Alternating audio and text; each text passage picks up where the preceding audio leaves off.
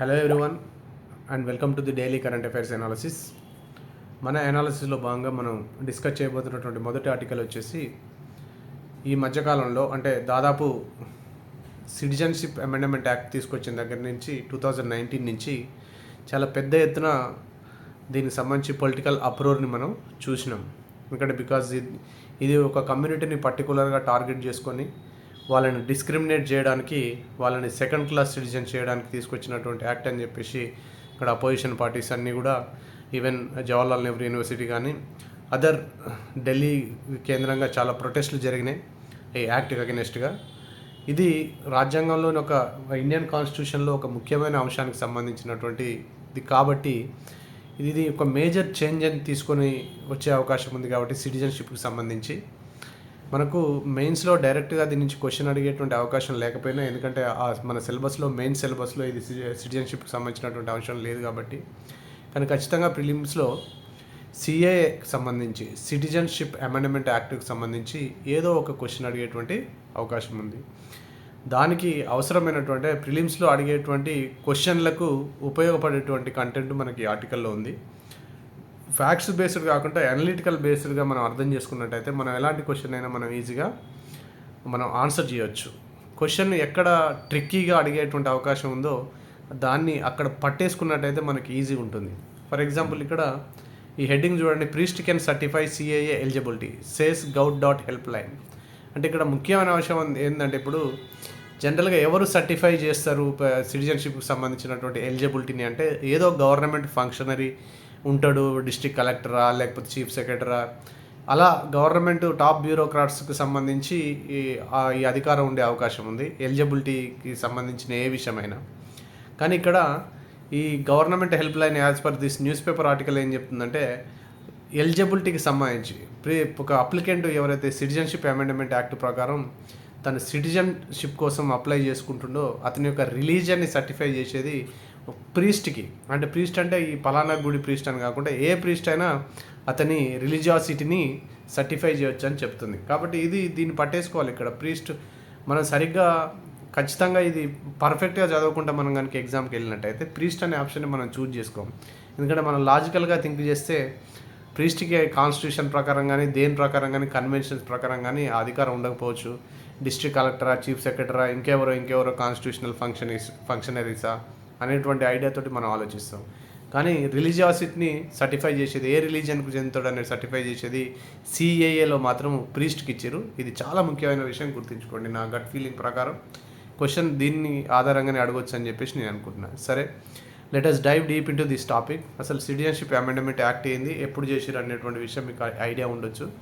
ఈ యాక్ట్ వచ్చేసి మనకు సిటిజన్షిప్ అమెండ్మెంట్ యాక్ట్ 2019లో తీసుకొచ్చారు. కానీ ఇది అమల్లో లేదు.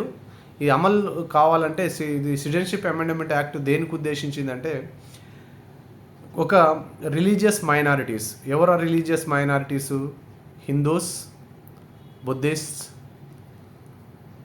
Jains, Parsis, Sikhs and Christians. ఈ 6 క్లాస్ ఆఫ్ రిలీజియస్ మైనారిటీస్ ఒకవేళ వాళ్ళు కనుక పాకిస్తాన్, ఆఫ్ఘనిస్తాన్ అండ్ బంగ్లాదేశ్ నుంచి కనుక ఇండియాకు వచ్చిన ఆధారాన్ని కలిగి ఉన్నట్టయితే ఎప్పటిలోపు డిసెంబర్ 31, 2014 లోపు 6 రిలీజియస్ మైనారిటీస్. ఎవరా 6 religious minorities? Hindus, Buddhist, Jains, Parsis, Sikhs and Christians. ఇక్కడ ముస్లిమ్స్ లేరన్న విషయాన్ని, కూడా మిగతా వాళ్ళు కూడా లేరన్న విషయాన్ని గుర్తుంచుకోవాలి.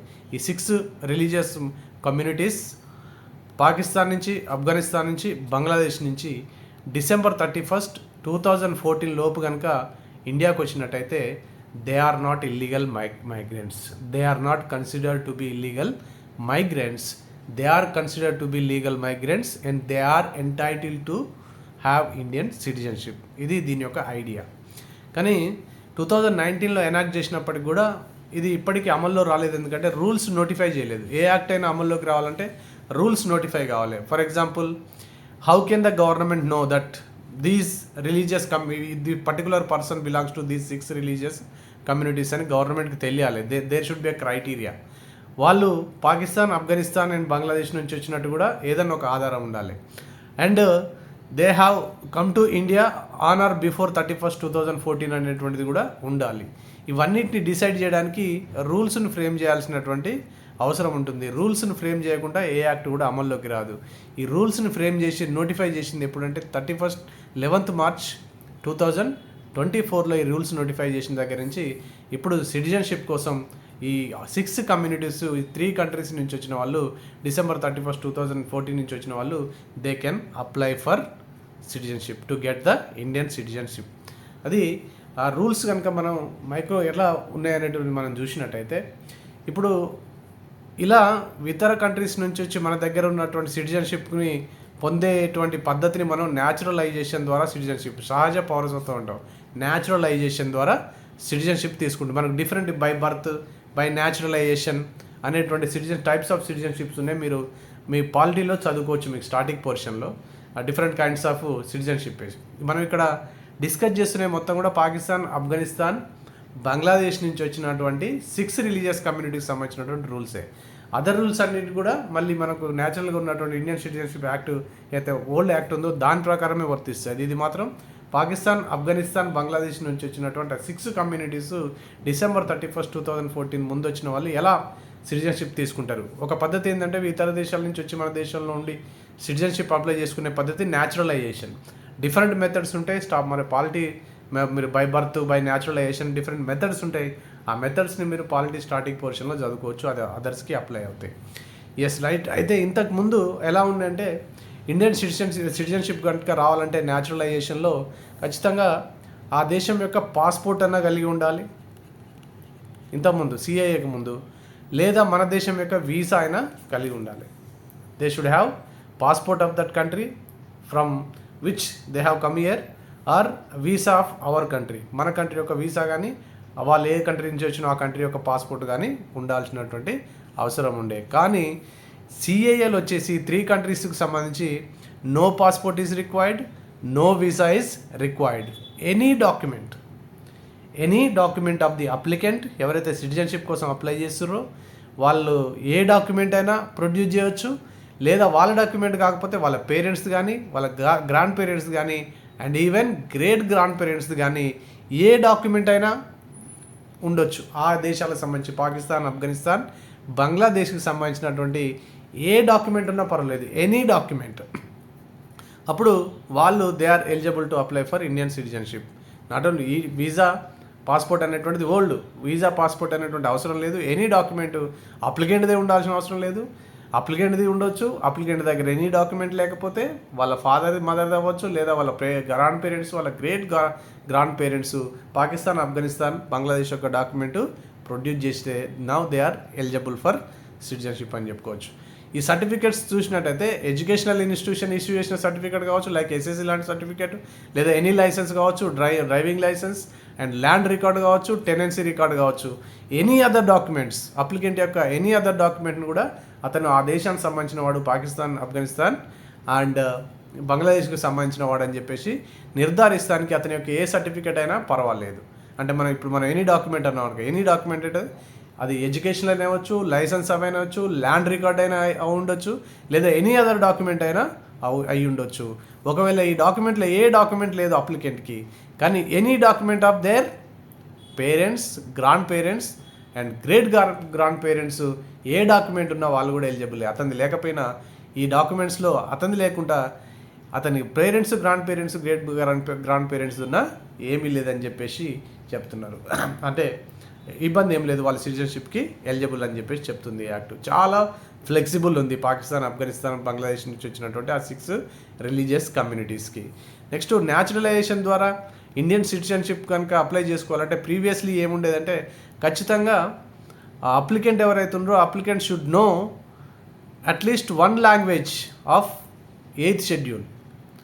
8th షెడ్యూల్లో ఉన్నటువంటి ఏదైనా ఒక లాంగ్వేజ్కి సంబంధించినటువంటి సర్టిఫికెట్ ఉండాలి ఆయనకు. ఐదర్ స్కూల్లో కానీ, ఆర్ కాలేజ్లో కానీ, ఆర్ యూనివర్సిటీలో కానీ ఈ should have studied the one of the languages of 8th schedule. 8th షెడ్యూల్లో ఉన్న 22 లాంగ్వేజ్లో అతని స్కూల్ లెవెల్లో, కాలేజ్ లెవెల్లో, యూనివర్సిటీ లెవెల్లో అట్లీస్ట్ 1 లాంగ్వేజ్ అతను వన్ ఆఫ్ ద సబ్జెక్ట్స్గా కలిగి ఉండాలి. ఇది ఎప్పుడు, ఇది సిఏఏకి ముందు. సిఏఏలో ఏం చెప్తారంటే no need of having any subject in any education level, అది స్కూల్లో కావచ్చు, కాలేజీలో కావచ్చు, ఎక్కడ అతను ఏ సబ్జెక్టుకు సంబంధించిన సర్టిఫికేట్ అతని దగ్గర లేకున్నా పర్వాలేదు. Just if is able to speak one of the languages of 8th schedule, అతను మాట్లాడగలిగి ఉండి yes I can speak one of the languages in the 8th schedule of the constitution అని చెప్పేసి ఒక డిక్లరేషన్ ఇస్తే సరిపోతుంది. ప్రీవియస్లీ ఏముండే, ఖచ్చితంగా 8th షెడ్యూల్లో ఉన్నటువంటి 22 లాంగ్వేజ్ల్లో ఏదైనా ఒక లాంగ్వేజ్ అతను స్కూల్ లెవెల్లో కానీ, కాలేజ్ లెవెల్లో కానీ, యూనివర్సిటీ లెవెల్లో కానీ చదివి ఉండాలి. అలా అతని సర్టిఫికెట్లో ఆ లాంగ్వేజ్ ఎంట్రీ ఉండాలి ఎప్పుడు ప్రీవియస్లీ. కానీ సిఏ ఏం చెప్తుంది, అది ఏమీ అవసరం లేదు. Just if is the applicant is capable of speaking one of the languages of 8th schedule, 22 లాంగ్వేజ్లో ఒక షెడ్యూల్ లాంగ్వేజ్ మాట్లాడగలిగి ఉండి ఒక డిక్లరేషన్ ఇస్తే yes I can speak one of these languages అని చెప్పేసి ఒక డిక్లరేషన్ ఇస్తే సరిపోతుంది అని చెప్పేసి ఇది అమెండ్ చేయడం జరిగింది. నెక్స్ట్ ఎంట్రీ బిఫోర్ 31st 2014లో అతను ఎంటర్ అయి ఉండాలని చెప్పినాం కదా. ఎంటర్ అయినటువంటి ఆధారం ఏమి ఉంది, ఏ ఆధారంతో మనం అతని ఎంట్రీని నిర్ధారిస్తామంటే మల్టిపుల్ డాక్యుమెంట్స్ తోటి అతని ఎంట్రీని నిర్ధారించవచ్చు. Like valid visa, residential permit issued by foreign registration office, next census enumerators ఏదైనా స్లిప్ ఇస్తారు సెన్సెస్ జరుగుతున్నప్పుడు, ద సెన్సెస్ స్టాఫ్ ఎవరైతే ఉంటారో they visit our homes and they issue A slip. House listing అంటారు, ఫస్ట్ హౌస్ లిస్టింగ్ జరుగుతుంది. House listing జరిగినప్పుడు వాళ్ళు కొన్ని బేసిక్ క్వశ్చన్స్ అడుగుతారు. ఆ బేసిక్ క్వశ్చన్స్లో ఎంతకాలం నుంచి ఫర్ ద ఫాస్ట్ 6 months నుంచి నువ్వు ఇక్కడే ఉంటున్నావా, నెక్స్ట్ 6 months కూడా ఇక్కడే ఉంటున్నావా అని చెప్పేసి అడిగి ఒక స్లిప్ ఇస్తారు. అది కూడా ఒక ఆధారమే. December 31st 2014 కనుక ఆ స్లిప్ కనుక ఉండుంటే, లేదా driving licence, Aadhaar, ration card, ఇక్కడ చూపించినటువంటి అన్నీ కూడా అవన్నీ చదవాల్సిన అవసరం లేదు, మీరు మెల్లగా చదివేసుకోండి. ఇవన్నిట్లో ఏ డాక్యుమెంట్ కూడా December 31st 2014 ముందు ఈ డాక్యుమెంట్లలో ఏ డాక్యుమెంట్ ఉన్నా is eligible for applying citizenship. Next earlier ఏముండే అంటే we know the citizenship is a central government subject citizenship అనేటువంటిది. ఇది central government subject.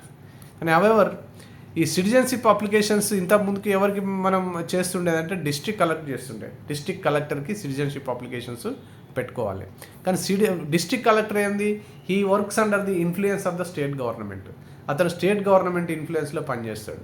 Of course appoint చేసేది సెంట్రల్ గవర్నమెంట్ అయినా అతని కంప్లీట్ యొక్క ఫంక్షనింగ్ అనేది మొత్తం స్టేట్ గవర్నమెంట్ ఇన్ఫ్లుయెన్స్లో ఉంటుంది. అతని ట్రాన్స్ఫర్స్, అతని పోస్టింగ్స్ అన్నీ కూడా స్టేట్ గవర్నమెంట్ ఇన్ఫ్లుయెన్స్లో ఉంటుంది. కాబట్టి అతను స్టేట్ గవర్నమెంట్కి లోబడే పనిచేస్తాడు. కాబట్టి some of the state governments like West Bengal, Tamil Nadu, Kerala, they are reluctant to implement the సిఏని మేము ఇంప్లిమెంట్ చేయమని చెప్తున్నాయి. బికాజ్ ఇట్ ఈస్ డిస్క్రిమినేటరీ అని చెప్పేసి ఒక రిలీజియన్ టార్గెట్ చేసుకొని చేస్తుంది కాబట్టి మేము ఇంప్లిమెంట్ చేయమని కొన్ని స్టేట్ చెప్తున్నాయి. అలాంటి పరిస్థితిలో ఆయా స్టేట్లో డిస్ట్రిక్ట్ కలెక్టర్ అక్కడ ఉన్నటువంటి గవర్నమెంట్ కాదని ఇతని సిటిజన్షిప్కి సంబంధించినటువంటి అప్లికేషన్ రిసీవ్ చేసుకొని ప్రాసెస్ చేసి వాళ్ళకు సిటిజన్షిప్ గ్రాంట్ చేయడం అనేటువంటి అవకాశం ఉండదు. ఎందుకంటే ఆ చీఫ్ మినిస్టర్ అక్కడ ఉన్నటువంటి గవర్నమెంట్కి లోబడి అతను పనిచేస్తాడు. కాబట్టి సెంట్రల్ గవర్నమెంట్ డిస్ట్రిక్ట్ కలెక్టర్ని బైపాస్ చేసేసి 2 కమిటీస్ని ఇది కాన్స్టిట్యూట్ చేస్తుంది. ఒకటి district level committee and another one is empowered committee to receive applications and to process applications. ఈ అప్లికేషన్స్ ఆర్ మేడ్ ఆన్లైన్, అన్నీ కూడా ఆన్లైన్లోనే అప్లై చేయాలి. ఈ అప్లై చేస్తున్నప్పుడు ఇవి అప్లై చేసినది డిస్ట్రిక్ట్ కలెక్టర్ కాకుండా empowered committee and district level కమిటీని కాన్స్టిట్యూట్ చేసింది సెంట్రల్ గవర్నమెంట్. నా డిస్ట్రిక్ట్ కలెక్టర్ కాకుండా ఈ empowered committee, district level committee, they receive the applications online and they process the applications. The empowered committee is headed by director, census operation యొక్క director, members వచ్చేసి deputy secretary, next FRRO సంబంధించిన deputy secretary, state informatics officer of the national informatics centre, postmaster general of the state as మెంబర్స్గా ఈ district empowerment కమిటీలో ఉంటారు. ఈ empowered కమిటీలో ఉన్న మెంబర్స్ని కూడా మీరు ఇక్కడ చూసేసి నోట్ చేసేసుకోండి. ఈ empowered committee next district level committee అప్లికేషన్స్ని ప్రాసెస్ చేసి వాళ్ళకి సిటిజన్షిప్ గ్రాంట్ చేస్తుంది. ఇక లాస్ట్కి వచ్చేసి మనం హిందూ, సిక్, బుద్ధిస్టు, క్రిస్టియన్, పార్సీ, జైన్ 6 కమ్యూనిటీస్కి మనం సిటిజన్షిప్ ఎలిజిబిలిటీ ఉంటుంది అప్లై చేసుకోవడానికి. వాళ్ళు ఖచ్చితంగా 3 countries నుంచే మన దగ్గరికి మైగ్రేట్ అయి ఉండాలి. ఏ కంట్రీస్ అవి? Pakistan, Afghanistan and Bangladesh. 3 countries, 6 religious minority groups మన దగ్గరికి వచ్చి ఉంటాయి. కానీ అతని యొక్క రిలీజియస్ స్టేటస్ని డిసైడ్ చేసేది ఎవరు అంటే it is priest of any temple. ఒక ప్రీస్ట్ అతనికి ఎలిజిబిలిటీ సర్టిఫికేట్ ఇస్తుంది ఇన్ దిస్ రెస్పెక్ట్. అతను ఈ 6 రిలీజన్కు చెందుతాడా లేదా ఎనీ అదర్ రిలీజన్కి చెందుతాడా అని చెప్పేసి ఎలిజిబిలిటీ సర్టిఫికేట్ ఇచ్చేది ఎవరు? ప్రీస్ట్ ఆ ఎలిజిబిలిటీ సర్టిఫికేట్ని ఇష్యూ చేస్తుండు. ఆన్లైన్లో అప్లై చేసేటప్పుడు ఎలిజిబిలిటీ సర్టిఫికేట్ని కూడా అప్లోడ్ చేయాల్సి ఉంటుందని చెప్పేసి కూడా రూల్స్లో చెప్పడం జరిగింది. అంటే ఇక్కడ ఎలిజిబిలిటీ సర్టిఫికేట్ మేము పలానా రిలీజన్ అని చెప్పేసి ఈ 6 రిలీజన్స్కి నేను చెందుతా అని చెప్పేసి ఎవరు అది నిర్ధారిస్తారు, ఎవరు దాన్ని డిసైడ్ చేస్తారు అతని ఎలిజిబిలిటీని అంటే ఈ 6 రిలీజన్స్కి చెందుతారని చెప్పేసి ప్రీస్ట్ ఆఫ్ ఎనీ టెంపుల్, ఈ టెంపుల్ ఆ టెంపుల్ లేకుండా ఏ ప్రీస్ట్ అయినా దాన్ని అది నిర్ధారిస్తారు అతని మతాన్ని అని చెప్పేసి ఎలిజిబిలిటీ సర్టిఫికేట్ ఇస్తారు ఇన్ దిస్ రెస్పెక్ట్ అని చెప్పేసి చెప్తుంది. ఇది this is the rule. News paper ప్రకారం ప్రీస్టే అథారిటీ ఈ ఎలిజిబిలిటీస్ మతానికి సంబంధించినటువంటి ఎలిజిబిలిటీ సర్టిఫికేట్ ఇవ్వడానికి. ఇవి సిటిజన్షిప్ అమెండ్మెంట్కి సంబంధించినటువంటి కొన్ని మాడిఫికేషన్స్. ప్రధానంగా ఈ న్యాచురలైజేషన్ ప్రాసెస్లో సిటిజన్షిప్ ఎలా ఎక్వైర్ చేస్తారు, ఎవరు 6 రిలీజియస్ కమ్యూనిటీస్, ఏ దేశాల నుంచి వచ్చిన వాళ్ళు, పాకిస్తాన్, ఆఫ్ఘనిస్తాన్, బంగ్లాదేశ్, ఎప్పటిలోగా వచ్చిన వాళ్ళు, December 31, 2014లోకి వచ్చేటోళ్ళు, వీళ్ళని ఆ లోపు ఎలా వచ్చిర్రు, వాళ్ళు ఏ మతాన్ని చెందుతారని చెప్పేసి ఎలా, నెక్స్ట్ వాళ్ళ సిటిజన్షిప్కి సంబంధించినటువంటి డాక్యుమెంటరీ ఎవిడెన్సెస్ ఏంది అని చెప్పేసి మనం ఈ న్యాచురలైజేషన్ ప్రాసెస్ చాలా different modes of acquisition of citizenships ఉంటాయి. మనం న్యాచురలైజేషన్ గురించి మాట్లాడినాం ఈ ఆర్టికల్లో. 3 దేశాల నుంచి వచ్చినటువంటి రిలీజియస్ మైనారిటీస్ గురించి మాట్లాడినాం. ఇవన్నీ కూడా వాళ్ళకి సంబంధించినటువంటి రూల్స్ అని చెప్పేసి మనం అర్థం చేసుకోవాలి. ఈ టాపిక్ అనేటువంటిది ది మోస్ట్ ఇంపార్టెంట్. దీంట్లో ఖచ్చితంగా గ్రూప్ 1 ప్రిలిమ్స్లో లేదా గ్రూప్ 2లో జనరల్ స్టడీస్లో పాలిటిక్స్ సంబంధించి ఖచ్చితంగా వచ్చేటువంటి అవకాశం ఉన్నటువంటి క్వశ్చన్. ఇందులో ఉన్న అంశాలన్నింటిని కనుక మీరు సరిగ్గా అర్థం చేసుకోగలిగితే దీనికి సంబంధించిన వచ్చినటువంటి ఎలాంటి క్వశ్చన్ అయినా మీరు ఆన్సర్ చేయగలుగుతారు. సిటిజన్షిప్ అమెండ్మెంట్ యాక్ట్లో ఉన్న రూల్స్ ఏంటి అనేటువంటిది, ఈ రూల్స్ సరిపోతాయి మీకు. ఇవన్నీ ఖచ్చితంగా అర్థం చేసుకుంటే మాత్రం ఈజీగా ఈ కంటెంట్ నుంచే క్వశ్చన్ వస్తుందని చెప్పేసి నేను ఎక్స్పెక్ట్ చేస్తున్నా. ఇందులో నుంచే పికప్ చేసేసి ఎవరు ఎలిజిబుల్, ఏ డాక్యుమెంటరీ ఎవిడెన్స్ చూపించాలి, ఏ కట్ ఆఫ్ డేటు, ఏ దేశాల నుంచి ఎవరు ఎలిజిబిలిటీ సర్టిఫికేట్ ఇచ్చేది అనే దాన్ని ఆధారంగా చేసుకుని ఒక క్వశ్చన్ అయితే ఖచ్చితంగా ఫ్రేమ్ చేస్తారని చెప్పేసి నేను బలంగా నమ్ముతున్నా. ఈ ఏ షెడ్యూల్లో ఉన్నటువంటి లాంగ్వేజెస్కి సంబంధించిన సర్టిఫికేట్ ప్రొడ్యూస్ చేయాలన్నా లేదా మాట్లాడి ఆ లాంగ్వేజ్లో మాట్లాడే సామర్థ్యం ఉండేసి దానికి సంబంధించిన డిక్లరేషన్ ఇస్తే సరిపోతుందా? ఇవన్నీ డిఫరెన్సెస్ అన్నీ కూడా మీరు ఓల్డ్ దానికి న్యూ దానికి ఖచ్చితంగా సిటిజన్షిప్ ఈ 3 కంట్రీస్ నుంచి ఎలిజిబిలిటీ ఉండాలంటే ఆ కంట్రీ యొక్క పాస్పోర్ట్ ఉండాలన్నా లేకపోతే ఇండియా యొక్క వీసా ఉండాలని అని అడుగుతారు. కింద ఒక స్టేట్మెంట్ ఉంటుంది, పాస్పోర్ట్ వీసా కంపల్సరీ అని చెప్పేసి. అది it has done away with అన్నట్టు. అది లేదు ఈ 3 కంట్రీస్కి. అది జాగ్రత్తగా ప్రతిదీ పర్ఫెక్ట్గా అర్థం చేసుకున్నట్టయితే మీరు ఈజీగా ఆన్సర్ చేయగలుగుతారు ఎలాంటి క్వశ్చన్ వచ్చినప్పటికి కూడా. This completes my discussion. Moving on to the next topic. ఈ టాపిక్ వచ్చేసి కూడా మనకు ప్రిలిమ్స్కి ఇంపార్టెంట్. ఇది టీఎస్పీఎస్సీ గ్రూప్ 1 ప్రిలిమ్స్కి. ఇది ఒక ఆర్మీ ఎక్సర్సైజ్కి సంబంధించింది. అది మిలిటరీ ఎక్సర్సైజ్ సంబంధించింది. దీన్ని ఆర్మీ అనొద్దు. దాని పేరు వచ్చేసి టైగర్ ట్రయంప్ అనేటువంటి exercise. And it is a bilateral and tri service exercise. Bilateral exercise అంటే 2 countries involved in the exercise. And tri service exercise అంటే the 3 wings of the military, that is army, navy and air force. 3 wings of the military are participating in this exercise కాబట్టి దీన్ని tri service. It is bilateral because 2 countries are involved. It is tri service, first ever tri service between India and USA. India USA participating countries. ఇది first ever tri service exercise of India and US. కానీ previously tri service exercise ఉంది మనది దేంతోటి, రష్యాతోటి ఉండే tri service exercise. India and రష్యాది ఉండే. United States తోటి మాత్రం ఇది first. Previously it was with Russia India tri service exercise చేసినాయి. ఇది ఫస్ట్ అంటే ఇండియా యూఎస్కి మాత్రమే ఫస్ట్. ఇండియా పార్టిసిపేట్ చేసే ఫస్ట్ ఎవర్ ట్రై సర్వీస్ కాదు. India already had a tri service exercise with Russia. కానీ నౌ ఇండియా యూఎస్కి వచ్చినట్టయితే first ever tri services exercise ఇది. ఈ ట్రై సర్వీస్ ఎక్సర్సైజ్ ఎందుకు అంటే to develop inter operability for conducting humanitarian assistance and disaster relief operations. For example రీసెంట్గా మనం చాలా చూస్తున్నాం పైరసీని. ఎక్కడ గల్ఫ్ ఆఫ్ ఎడెన్లో, నెక్స్ట్ రెడ్ సీలో పైరేట్స్ చాలా షిప్స్ మీద, షిప్పింగ్ వెసల్స్ మీద వాళ్ళు అటాక్ చేస్తున్నారు. హాస్టేజెస్గా పట్టుకుంటున్నారు వాళ్ళని. అలాంటి సందర్భంలో ఈ హ్యుమానిటేరియన్ అసిస్టెన్స్ వాళ్ళని ఎలా రెస్క్యూ చేయాలి, వాళ్ళకి ఎలా రిలీఫ్ మెజర్స్ తీసుకోవాలి, ఈవెన్ డ్యూరింగ్ డిజాస్టర్ అప్పుడు కూడా ఎలాంటి రిలీఫ్ మెజర్స్ తీసుకొని మనం ఆ డిజాస్టర్ మిటిగేషన్ చేయాలనేటువంటి విషయంలో కోఆపరేషన్ అండ్ కోఆర్డినేషన్ కోసం ర్యాపిడ్ అండ్ స్మూత్ కోఆర్డినేషన్ ఎలా తీసుకురావాలి మనం అలాంటి సిచ్యువేషన్స్లో అని చెప్పేసి దానికోసం ఇక్కడ ఈ ఎక్సర్సైజ్ని కండక్ట్ చేయడం జరుగుతుంది. And also to develop standard operating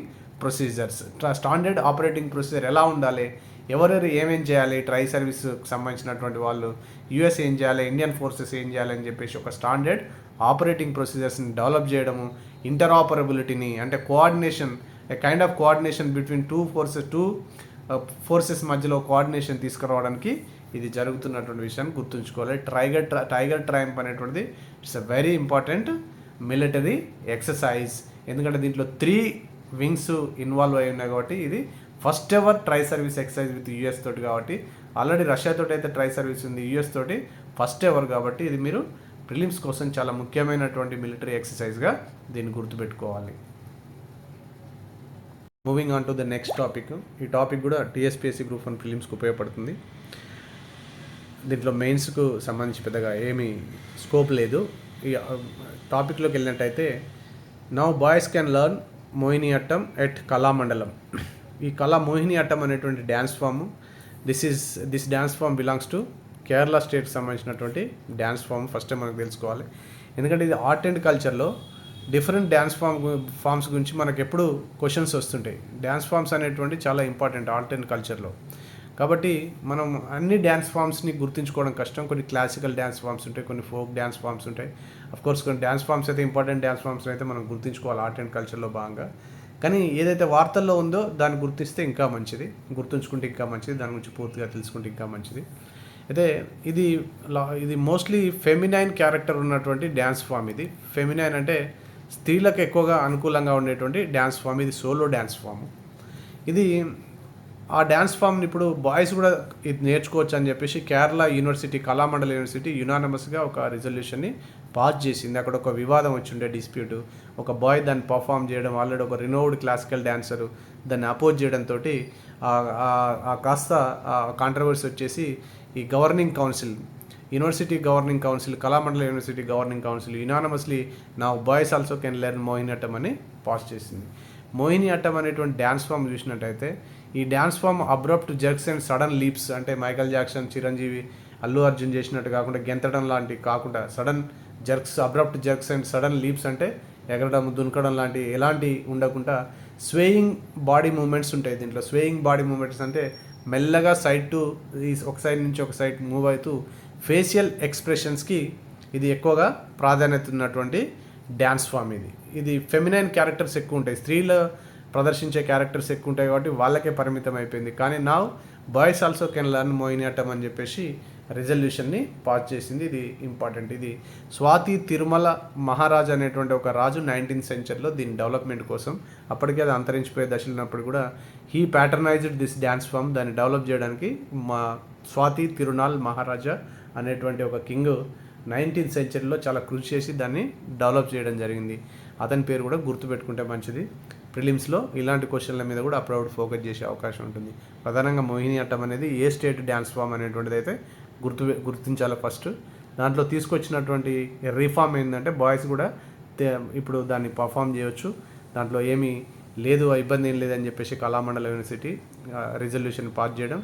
next దాని డ్యాన్స్ ఫామ్ కోసం ఎక్కువగా కృషి చేసిన 19th సెంచరీ కేరళ రూలర్ ఎవరంటే స్వాతి తిరునాల్ మహారాజా. ఈ 3 ఫ్యాక్ట్స్ గుర్తుంచుకుంటే సరిపోతుంది.